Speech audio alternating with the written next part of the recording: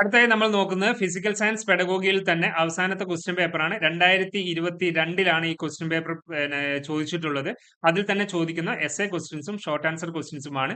അങ്ങനെയാണെങ്കിൽ 3 ക്വസ്റ്റ്യൻ പേപ്പറിലെ ക്വസ്റ്റ്യൻസും കൂടി നിങ്ങൾ അനലൈസ് ചെയ്തുകൊണ്ട് പഠിച്ചു കഴിഞ്ഞ് കഴിഞ്ഞാൽ മാക്സിമം ഒരു 25 ക്വസ്റ്റ്യൻസ് ഇതിലൂടെ നിങ്ങൾ കണ്ടെത്തി കഴിഞ്ഞ് കഴിഞ്ഞാൽ അത് പഠിച്ചാൽ 100% നിങ്ങൾക്ക് ഫുൾ മാർക്ക് സ്കോർ ചെയ്യുന്ന രീതിയിൽ നിങ്ങൾക്ക് പഠിച്ചു പോകാവുന്നതാണ്.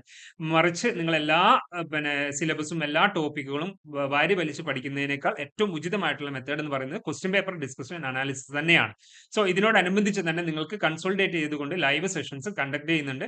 വരുന്ന ഞായറാഴ്ച ആയിരിക്കും ഉണ്ടാവുക. അതിൽ എല്ലാവരും തീർച്ചയായിട്ടും പങ്കെടുക്കാൻ വേണ്ടി ശ്രമിക്കുക. സോ നമുക്ക് ക്വസ്റ്റ്യൻസിലേക്ക് പോകാം. 2022 ഫിസിക്കൽ സയൻസ് പെഡഗോഗി ക്വസ്റ്റ്യൻസ് ആണ്. ഇവിടെ ഫസ്റ്റ് ക്വസ്റ്റ്യൻ ചോദിച്ചിട്ടുള്ളത് what are the 3 levels of teaching explain it എന്നുള്ളതാണ്.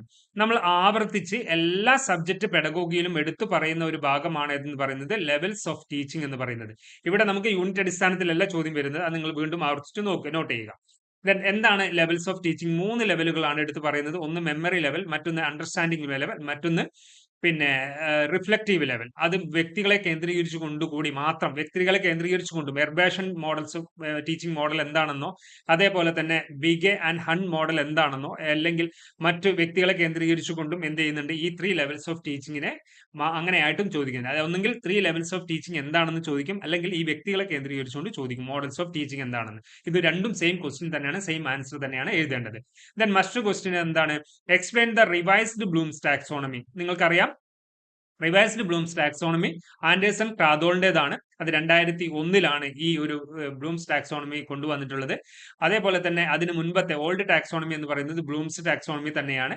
അതിൽ അത് അങ്ങനെ ചോദിച്ചെങ്കിൽ മാത്രമാണ് നിങ്ങൾ അതിനെ ആൻസർ ചെയ്യേണ്ടത്.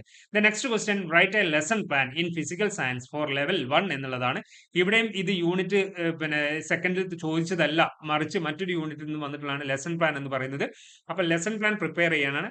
അത് ലെവൽ 1 കേന്ദ്രീകരിച്ചുകൊണ്ടാണ് ലെസൺ പ്ലാൻ പ്രിപ്പയർ ചെയ്യേണ്ടത്. നോർമലി ലെവൽ 2 കേന്ദ്രീകരിച്ചുകൊണ്ടാണ്, 9ാം ക്ലാസ്സിനെ കേന്ദ്രീകരിച്ചുകൊണ്ട്, അല്ലെങ്കിൽ ഇവിടെ ചോദിച്ചിട്ടുള്ളത് 7ാം ക്ലാസ്സിനെ കേന്ദ്രീകരിച്ചുകൊണ്ടാണ്, അല്ലെങ്കിൽ 6, 7 ക്ലാസ്സുകളിൽ ലെസൺ അല്ലെങ്കിൽ ടോപ്പിക് എടുത്തുകൊണ്ടാണ് നിങ്ങളോട് എക്സ്പ്ലെയിൻ ചെയ്യേണ്ടത്.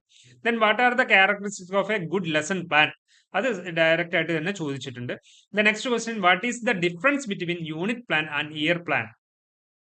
അപ്പൊ ഇവിടെ നിങ്ങൾക്ക് മനസ്സിലാക്കാൻ കഴിയും, ഇവിടെ ലെസൺ പ്ലാനിനും യൂണിറ്റ് പ്ലാനിനുമാണ് ഈ ക്വസ്റ്റ്യൻ പേപ്പറിൽ ഏറ്റവും കൂടുതൽ ഇമ്പോർട്ടൻസ് കൊടുത്തിട്ടുള്ളത്.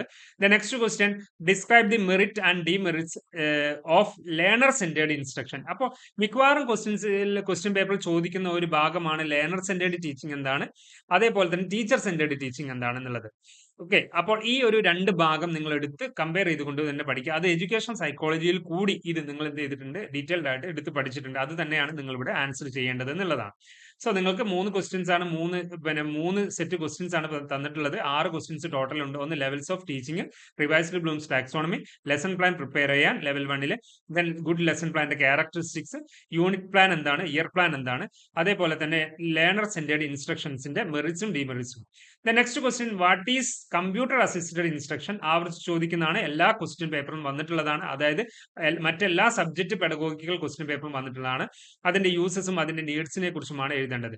ദെൻ മൈക്രോ ടീച്ചിങ് എന്താണ്, ഇതിന്റെ സ്റ്റെപ്സ് എന്താണ്? ഇതിവിടെ 4th സെറ്റ് ഓഫ് ക്വസ്റ്റ്യൻ പേപ്പറിലാണ് വന്നിട്ടുള്ളതെങ്കിലും സെക്കൻഡ് യൂണിറ്റിൽ നിന്നുള്ളതാണ്. മൈക്രോ ടീച്ചിങ് ആവർത്തിച്ച് ചോദിച്ചിട്ടുണ്ട്. Then what are the characteristics of concept map?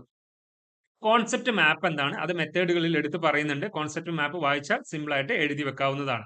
Then what are the primary and secondary source of data? അതായത് secondary source of primary and secondary source of data. അത് ചോദിച്ച് കണ്ടിട്ടില്ല, പക്ഷെ ഇവിടെ ഒരു ക്വസ്റ്റ്യൻ കണ്ടിട്ടുണ്ട്. Primary and secondary source of data അത് statistical മെത്തേഡുമായി ബന്ധപ്പെട്ട് സ്റ്റാറ്റിസ്റ്റിക്സിന്റെ ഭാഗവുമായി കേന്ദ്രീകരിച്ചുകൊണ്ട് ചോദിച്ചിട്ടുള്ളതാണ്. എങ്കിലും നമുക്ക് പ്രതീക്ഷിക്കാവുന്ന ചോദ്യമാണ്. അതല്ലെങ്കിൽ കോൺസെപ്റ്റ് മാപ്പ് നിങ്ങൾ ഇവിടെ എഴുതി വെച്ചാൽ മതിയാവും. അങ്ങനെ 10 ക്വസ്റ്റ്യൻസ് ആണ് ഇവിടെയും വന്നിട്ടുള്ളത്. 2022 ഫിസിക്കൽ സയൻസ് പെഡഗോഗിയുടെ ക്വസ്റ്റ്യൻസ് ആയിരുന്നു. ദെൻ അടുത്തായിട്ട് ഷോർട്ട് ആൻസർ ക്വസ്റ്റ്യൻസ് ആണ്. അതും 2022 ഫിസിക്കൽ സയൻസിന്റെ ഭാഗത്തുനിന്ന് ചോദിച്ചിട്ടുള്ളതാണ്. Differentiate between blended learning and flipped learning. അത് ആവർത്തിച്ച് ചോദിച്ചിട്ടുള്ളതാണ്. എല്ലാ സബ്ജക്ട് പെഡഗോഗി ക്വസ്റ്റ്യൻസിലും വന്നിട്ടുള്ളതാണ്.